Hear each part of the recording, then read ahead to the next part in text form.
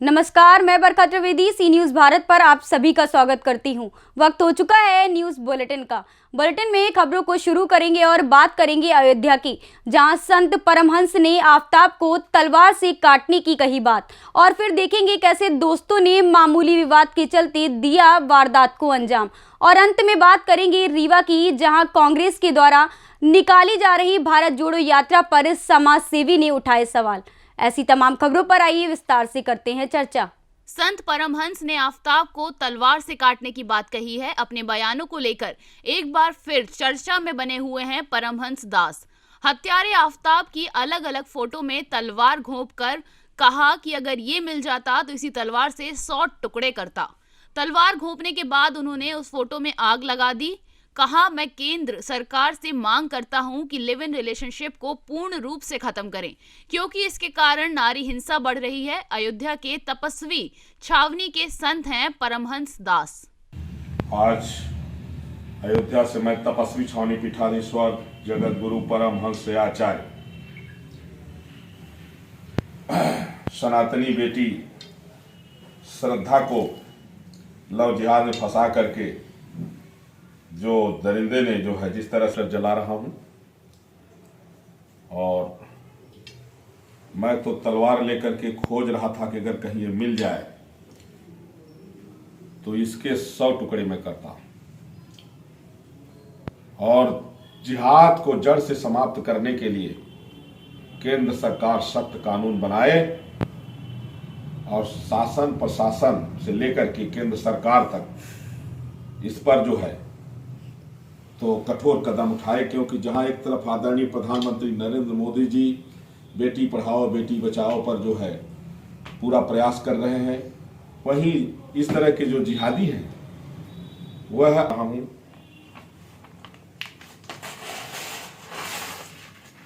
और मुझे इतना क्रोध है कि इसको देखने के बाद अब हमारे उसमें नहीं आ रहा है, नहीं जिसने बेटी का जो है जिस तरह से इसने घटना को अंजाम दिया के लिए केंद्र सरकार राज्य सरकार के सहित जनता को भी जो है जागरूक होकर के शासन प्रशासन का सहयोग करना चाहिए, और बेटियों को भी जो है इस तरह के लोगों से सावधान होने की जरूरत है। और हम साधु संत अगर इस तरह की घटनाएं नहीं रुकेंगी तो इनको खोज खोज करके मारना शुरू करेंगे। देखिए, आफताब यह जिहादी है और यह राक्षस से भी बड़ा राक्षस, और इसके लिए जितना निंदा की जाए उतना ही कम है। इसलिए आज मैंने इसका पोस्टर जलाया है, और मैं अयोध्या से तपस्वी छावनी पीठाधीश्वर जगत गुरु परमहंस आचार्य देश की सभी बेटियों से हाथ जोड़ करके निवेदन करता हूं, अपील करता हूं कि किसी से भी प्रेम करने के पहले जरूर उसको जो है ध्यान में रखिएगा कि कोई जिहादी ना हो, नहीं तो लगातार बेटियों की हत्या हो रही है, माँ बाप दुखी हो रहे हैं, हमारी संस्कृति कलंकित हो रही है। और किसी भी नारी पर जब अत्याचार होता है तो उससे हम लोग बहुत दुखी होते हैं, पूरा देश आहत होता है। जहां हमारे देश के आदरणीय प्रधानमंत्री नरेंद्र मोदी जी बेटी पढ़ाओ बेटी बचाओ के लिए बड़ा से बड़ा कदम उठा रहे हैं, अगर भारत में इस तरह की घटना होती है तो यह दुर्भाग्यपूर्ण है। इसलिए हम सबको जो है प्रयास करना है कि समूल रूप से पूर्ण रूप से जिहाद जड़ से ख़त्म हो, इसके लिए चाहे जो करना पड़े। और मैं केंद्र सरकार से मांग करता हूं कि लिव इन जो रिलेशनशिप है इसको पूर्ण रूप से ख़त्म करें, क्योंकि इसके कारण भी नारी हिंसा बढ़ रही है। सरकार को राष्ट्रहित में सबसे बड़ा कदम है कि जिहाद को जड़ से ख़त्म करें। अभी सरकार को चाहिए, जैसे अब जनसंख्या नियंत्रण कानून है, समान नागरिक संहिता, इसको लागू करिए। जब ये 40 बच्चा पैदा होते रहेंगे तो जिहादी ही तो बनेंगे। इसलिए जो अत्यधिक जनसंख्या वृद्धि हो रही है उसका भी एक दुष्प्रभाव है कि वो संस्कारहीन और अनपढ़ लोग हो रहे हैं जो इस तरह की घटनाओं को अंजाम दे रहे हैं।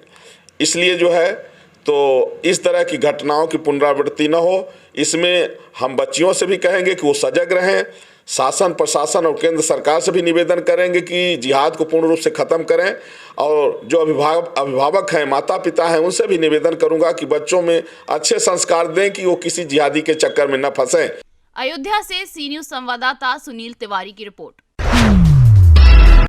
बाराबंकी जिले में प्राइमरी और उच्च माध्यमिक विद्यालयों में पढ़ने वाले छात्र छात्राओं के पास अभी भी स्कूली ड्रेस और स्वेटर, जूता, मोजा उपलब्ध नहीं हो सके हैं, जिसकी वजह से बच्चे बिना ड्रेस, जूते, मोजे और स्वेटर के स्कूल जाने को मजबूर हैं।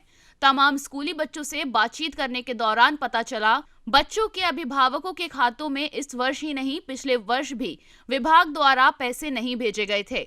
वहीं कई अभिभावकों के खातों में गड़बड़ी होने की वजह से भी ड्रेस और जूते, मोजे के अलावा स्वेटर का पैसा नहीं पहुंच पा रहा है। बातचीत के दौरान बाराबंकी जिले के तहसील हैदरगढ़ अंतर्गत शिक्षा क्षेत्र त्रिवेदीगंज के उच्च प्राथमिक विद्यालय नेवाजगंज में पढ़ने वाले छात्र छात्राओं से जब बात की गई तो यहां क्लास 6 से लेकर क्लास 8 तक पढ़ने वाले छात्र छात्राओं के पास ड्रेस, जूते, मोजे और स्वेटर नहीं थे। हालांकि कुछ बच्चों के पास पिछले वर्ष की ड्रेस और स्वेटर उपलब्ध थे। वहीं कुछ बच्चों के अभिभावकों के खातों में पैसे पहुंच गए, जिसकी वजह से उनके पास ड्रेस और स्वेटर उपलब्ध हो गए थे।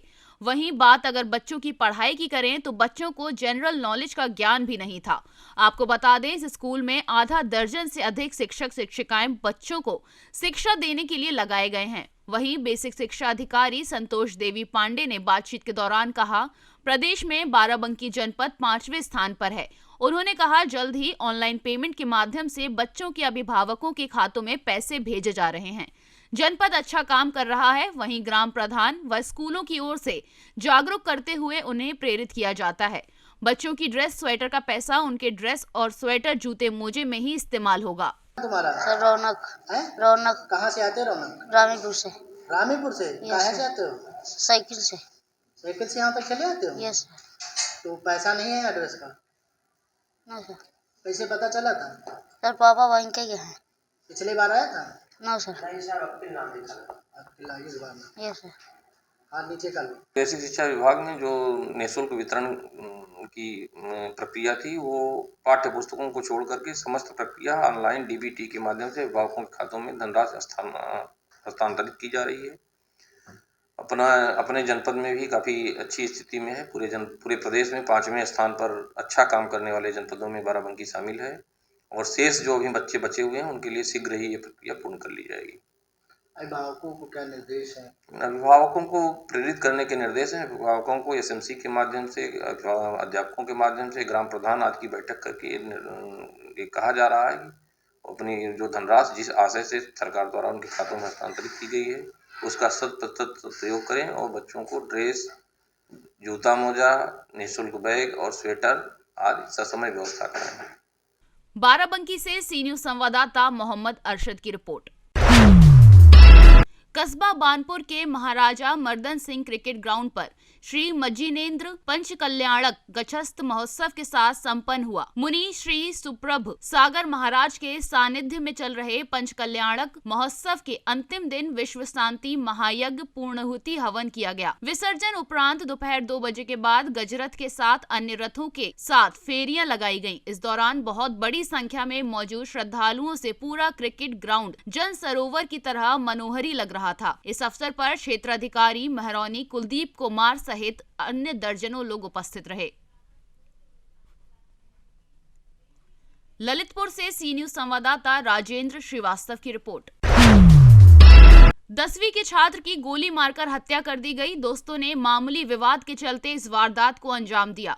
घर से छात्र को बुलाकर उस पर ताबड़तोड़ 3 गोलियों से फायरिंग करी। युवक की मौके पर ही मौत हो गई। सूचना मिलते ही परिजनों का बुरा हाल हो गया। पुलिस ने शव का पंचनामा कर पोस्टमार्टम के लिए भेज दिया है। मृतक के परिजनों ने थाने में 5 लोगों के खिलाफ रिपोर्ट दर्ज करा दी है। मेरठ के मवाना थाना क्षेत्र का है ये पूरा मामला।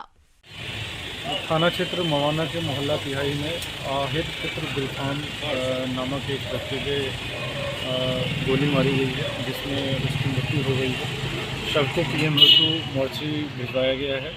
इसमें कुछ अभी मौके पे लोगों के द्वारा संदिग्ध व्यक्तियों। मेरठ से सी न्यूज संवाददाता नवनीत कुमार की रिपोर्ट।